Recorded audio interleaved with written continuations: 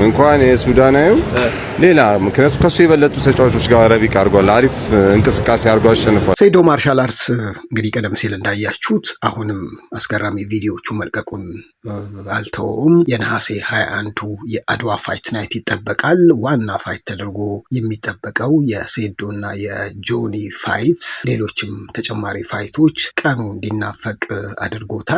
ዛሬ በርካታ ሰዎች ግምታቸውን እየሰጡ ነው። በነገራችን ላይ ከሰዎች ባለፈ ቴክኖሎጂዎችም ቻት ጂፒቲም ግምት ሰጥቷል ለሴዶና ለጆኒ ፋይት።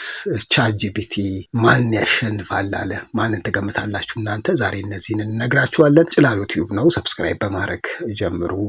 ላይክ ኮሜንትም እንድታደርጉ እንጋብዛለን። የመጀመሪያው እንግዲህ ሴዶ ማርሻል አርት የሚለቃቸው ቪዲዮዎች አሁንም ማስገረማቸውን ቀጥለዋል። ይሄ ጥርሱ ላይ የሆነ አርቲፊሻል ነገር አድርጎ የለቀቀው አንድ ቪዲዮ አለ። እሱን ደግሞ እስቲ እንመልከት።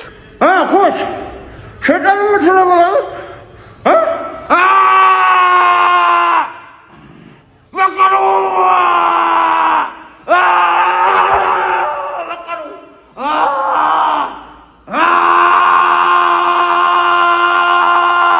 በተደጋጋሚ ከሴዶና ከጆኒ ፋይት ጋር በቀሉ ሚላት ጆኒ የሴዶን እግር እንደሚሰብረው በአንደኛው ዙር እንደሚያሸንፈው በተደጋጋሚ ይገልጻል። ኢንተርቪው በተደረገበት ወይም ቃለመጠይቅ በሰጠበት ጊዜ ሁሉ በቀላሉ የሴዶን እግር እንደሚሰብር ነው ጆኒ የሚናገረው። ሴዶ በነገራችን ላይ ጠንካራ ነው።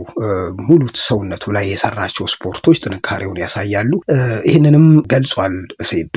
ይህንን ጠንካራ እግር በፍጹም ጆኒ ውድድሩ አይሰብረውም፣ ማሽን እንኳን የማይበሳው ጠንካራ እግር ነው ያለኝ በሚል መልእክት አስተላልፏል ለጆኒ ሴዶ። እሱን እንመልከት። በቀሉ ይሄን እግር ነው ሰብራለሁ ያለው። እንግዲህ በቀሉ ይሄ እግር አይደለም ያንተ እጅ ማለት ነው። ድሪል አይበሳው ማለት ድሪል ማይበሳው እግር እንዴት ነው ሰብራለሁ የምትለው? የሁለቱ ፋይት የጆኒና የሴዶ ብቻ ሳይሆን በርካታ ፋይቶች እንዳሉ ነግሬያቸዋለሁ። አንዳንዶቹ ከሁለቱ ፋይት በዘለለ ሱዳናዊው እና ረቢቅ የሚያደርጉትም ፋይት በጣም እንደሚጠበቅ ይገልጻሉ። ያው ረቢቅ እንደ ሀገር ወክሎ የሚወዳደር ነው። ሱዳናዊውም ትልቅ ግምት ያለው በኢንተርናሽናል ውድድሮች ቤልት ጭምር ያለው ፋይተር ነው። ረቢቅም ያልተነገረለት ብዙ በዚህ ውድድር ያልተወራለት ግን በጣም ጠንካራ ስፖርተኛ እንደሆነ አሰልጣኙ ኮች ቴዲ ጭምር መስክሮለታል። ኮች ቴዲ ስለ ሁለቱ ስለ ረቢቅና ስለ ሱዳናዊው ፋይት ያለውን አስተያየት እስቲ እናስከትልና እናስመልክታችሁ።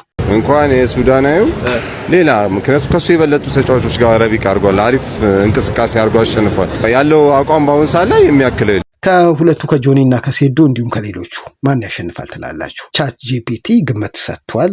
የራሱን ግምት አስቀምጧል። በነገራችን ላይ ቻት ጂፒቲ ሴዶ ያሸንፋል በሁለተኛው ዙር ብሎ መግለጫ ሰጥቷል። እሱን እስቲ እንከታተል። የአድዋ ፋይት ናይት የኢቲኤፍሲ 002 ማለት ነው አሸናፊ ሴዶ እንደሚሆን ቻት ጂፒቲ ተንብያል ማለት ነው። ሴዶና ጆኒ በሚያደርጉት ፋይት ላይ ሴዶ በሁለተኛ ዙር ቴክኒካል ኖክአውት እንደሚያሸንፍ ተናግሯል። እንዲሁም ኤላዛርና ቃላብ በዳኞች ውሳኔ እንደሚያሸንፍ፣ እንድሪስ ከቦይካ በአንደኛ ዙር ሰብሚሽን እንደሚያሸንፍ፣ ሮቤል ከነቃተ ህሊና ደግሞ ሮቤል እንደሚያሸንፍና ሙሉ መረጃውን እዚህ ጋር እንደምትመለከቱ አስቀምጧል ማለት ነው። ሌላኛው ደግሞ ግምት የሰጠው ይህንን ይላል። እስቲ እሱንም እንመልከትና እንመለሳለን። በቅርቡ በሚደረገው የጆኒና የሴዶ ፋይት ማለት ነው ጉግል ጂሚኒ ማን ያሸንፋል ብዬ ስጠይቀው የሰጠኝን ምላሽ እዩት እስኪ። በፐርሰንት አስቀምጦልኛል። እናንተስ ይሄ ነገር ትክክል ነው ብላችሁ ታስባላችሁ ወይ? ጨዋታው ስታንዲንግ ላይ ከሆነ ወይም ደግሞ ቆመው የሚያደርጉት ከሆነ ሴዶ ማርሻል አርት የማሸነፍ እድሉ ከፍተኛ ነው ይላል ማለት ነው። 52% ይላል ማለት ነው። በስትራይኪንግ በቡቲ ወይም ደግሞ በእግር የማሸነፍ እድሉ 52% ነው ይላል ማለት ነው። ጆኒ ወደ ግራውንድ ከተቀየረ መሬት ላይ የሚያደርጉት ፋይት ከሆነ ግን ጆኒ ጁጁትሱ የማሸነፍ እድሉ ከፍተኛ ነው ይላል። የእናንተ ግምት እንዴት ነው? እስኪ ትክክል ከሆነ ትክክል ነው በሉኝ ማለት ነው። ጭላሎ ቲዩብ ነው። ሰብስክራይብ አድርጉ። ስለነበረን ጊዜ እናመሰግናለን።